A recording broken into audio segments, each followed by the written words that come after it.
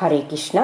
கிருஷ்ண உணர்வின் மிக உன்னத யோகத்தில் அத்தியாயம் 3 பார்ட் 2 தான் இன்னைக்கு தொடர்ச்சி தான் நம்ம பார்க்க போகிறோம். பௌதீக மையமான வாழ்வினை புறக்கணிக்கிறது தபஸ்ய எனப்படுது. அந்த தவத்தை கொண்ட தரமான ஆன்மீக வாழ்விற்கு வருவது தான் மனித பிறவியின் விசேஷ நோக்கமாகும். இந்திய வரலாற்றில் மிகவும் இளம் வயதில் தவத்தை பயின்ற பரத மகாராஜர் முதலிய பல்வேறு சிறப்பான மன்னர்களை பார்க்குறோம்.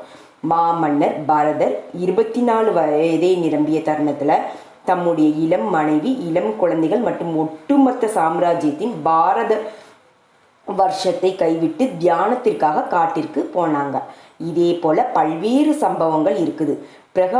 பிரகலாத மகாராஜரிடம் அவரது தந்தையான ஹிரண்யகசிபு இந்த கிருஷ்ண உணர்வை யார் உனக்கு கற்றுக் கொடுத்தாருன்னு கேள்வி கேட்டாங்க. அப்போ ஒரு மன்னருடைய மகன் மற்றவர்களிடம் சேர்வது இல்லை, அவருக்குன்னு நியமிக்கப்பட்டுள்ள ஆசிரியர்களிடமிருந்து மட்டும்தான் அவங்க பாடமும் கற்பிக்கப்படுது. அப்படி இருக்கையில் 5 வயசே நிரம்பியிருந்த அந்த சிறுவர் எப்படி கிருஷ்ண உணர்வை அடைந்திருக்க முடியும்? இதனால் வியப்புற்ற அவரது தந்தை அவரிடம் கேள்வி கேட்டார். கிருஷ்ண உணர்வை நீ எப்படி பெற்றாய்? அதற்கான பதிலாக பிரகலாதர் சொன்னாங்க, அன்புள்ள தந்தையே, இந்த பௌதீக உலக அனுபவிக்கணும்னா என்பது மட்டும் நோக்கமாக கொண்டுள்ள உங்களை போல நபர்களால கிருஷ்ண உணர்வை பெற முடியாது. ஹிரண்யா என்றால் தங்கம், கசிபுனா மென்மையான படுக்கைன்னு பொருள். பௌதீக வாழ்க்கை மென்று கழிக்கப்படுது. ஒரு தந்தையை எடுத்துக்கொள்வோம். அவங்க தனக்கு பொறுப்புகள் உள்ளன என்பதை புரிந்துட்டு குடும்ப பராமரிப்புக்காக கடினமாக உழைக்கிறாங்க. இன்றைய உலகத்தில் மிக உயர்ந்த வாழ்க்கை தரத்தை தக்க வைப்பது ரொம்பவும் கஷ்டமாக இருக்கிறதுனால ஒருவர் மிகவும் கடினமாக உழைக்க வேண்டியிருக்கு. தன்னுடைய மகனையும் அதே வழியில் ஈடுபடுத்த வேண்டியிருக்கு. பௌதீக வாழ்க்கையில் ரொம்ப மோசமான அனுபவத்தை பெற்றுள்ள போதிலும் கூட அவங்க தனது மகனையும் அதே வழியில் ஈடுபடுத்துகிறாங்க. இது திரும்ப திரும்ப நிகழ்கிறதுனால மென்ற விஷயங்களையே மெல்லுதல் எனப்படுது. கரும்பை ஒரு முறை மென்று அதன் சாற்றி குடித்த பிறகு அது தெருவில் வீசப்படுது. அப்படி வீசப்பட்ட கரும்பை எடுத்து அதில் எப்படி சுவை இருக்குது என்பது காண விரும்புபவங்க மென்றதே மெல்பவன் ஆகிறாங்க. அதே போலதான் இந்த பௌதீக வாழ்க்கையின் மீதான நம்முடைய அனுபவம் சிறப்பானதாக இல்லை. வாழ்க்கை போராட்டம் ரொம்ப கடினமாக இருக்குது. அப்படி இருந்தும் கூட ஸ்ரீமத் பாகவதத்தில் சொல்லப்பட்டிருக்கு, மனிதர்கள் ரஜோகுணத்தில் பிறந்தவர்களாக இருக்கிறதுனால பௌதீக வாழ்க்கையை அனுபவிக்க இடையராது முயற்சி செய்கிறாங்க. பௌதீக உலகத்தில் 3 குணங்கள் இருக்குது. சத்வகுணம், ரஜோகுணம், தமோகுணம். மக்கள் ரஜோகுணத்தில் இருக்கிறதுனால கடினமாக உழைப்பதை விரும்புகிறாங்க.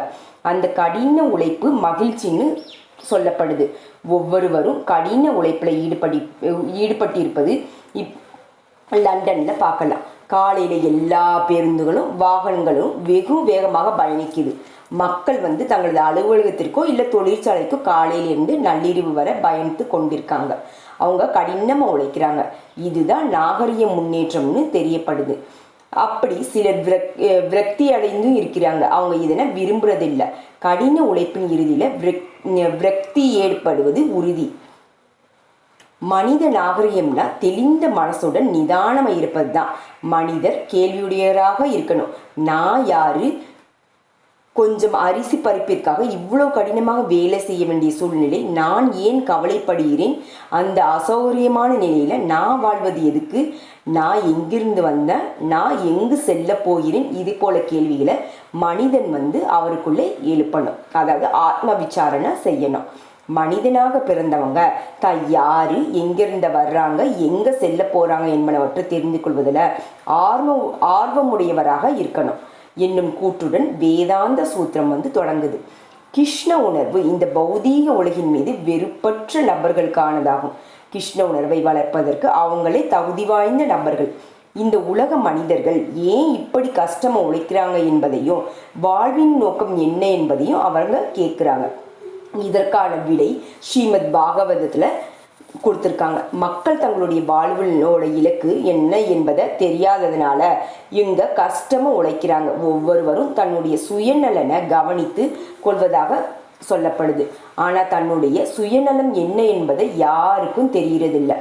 நாத்தே வித்துக சர்வாத்த கதிம்ஹி விஷ்ணுக பரமபுருஷ பகவானாகிய விஷ்ணுவை நோக்கி முன்னேறுவதே தன்னுடைய உண்மையான சுயநலன் என்பதை அவங்க தெரிந்து கொள்ளணும். இந்த உலக மக்களுக்கு இது தெரியறதில்லை. ஏன் தெரியறதில்லை?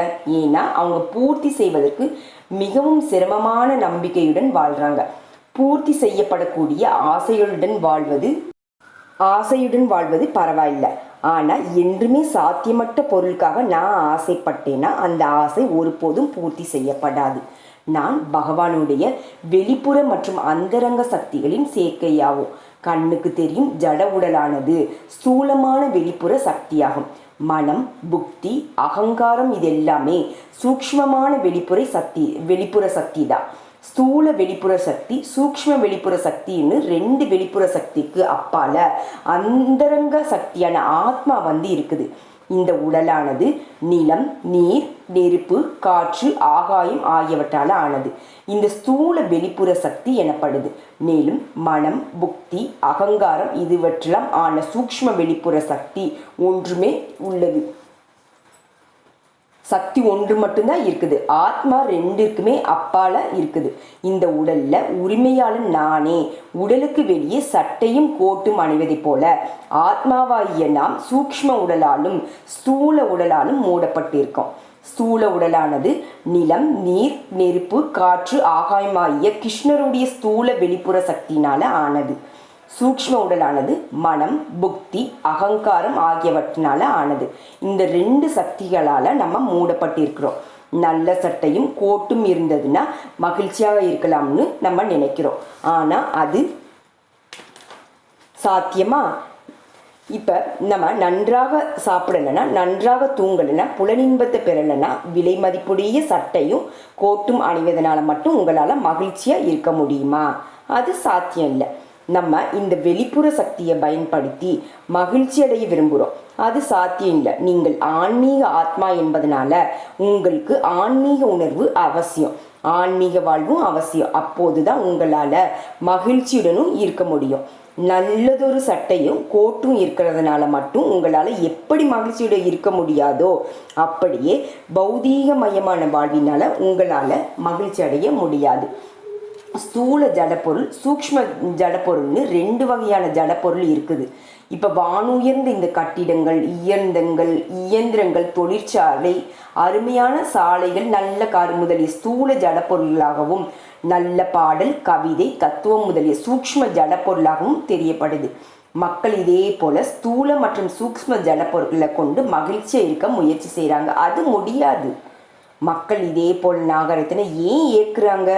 ஏன்னா அவங்க கூட்டு தலைவர்களால் வழி நடத்தப்படுறாங்க. நம்ம இந்த கிருஷ்ண பக்தி இயக்கத்தை வழி நடத்துவோம். இதில் ரொம்பவும் குறைவான மக்கள் மட்டும் ஆர்வம் செலுத்துகிறாங்க. அதே நேரத்தில் இந்த பாதையை பின்பற்றினால 6 மாதத்தில் கடவுளாகி விடுவீங்க, எல்லா சக்திகளையும் பெறுவீங்கன்னு நாங்கள் தவறான வழியில் விளம்பரம் செய்கிறதா இயக்கத்திற்கு நிறைய மக்கள் வர்றாங்க. அது குருடன் ஒருவர் மற்ற குருடர்களை வழி நடத்துவதை போலதான்.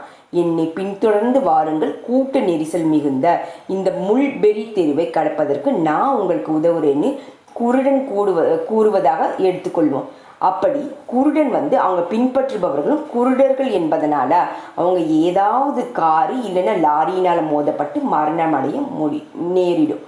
ஜட இயற்கையின் கடினமான சட்டங்களினால பந்தப்பட்டிருக்கிறோம் என்பதை நமக்கு தெரிகிறதில்லை. இந்த பௌதீக பந்தத்திலிருந்து எப்படி விடுதலை பெற முடியும்? நம்ம குருடர்கள் அல்லாதவர்களிடமிருந்து அறிவுரைகளை பெற வேண்டும். அவங்க கண்கள் திறக்கப்பட்டவர்களாகவும் பௌதீக பந்தத்திலிருந்து விடுதலை பெற்றவர்களாகவும் இருக்கணும். அதே போல நபர்களிடமிருந்து அறிவுரைகளை பெற வேண்டும்.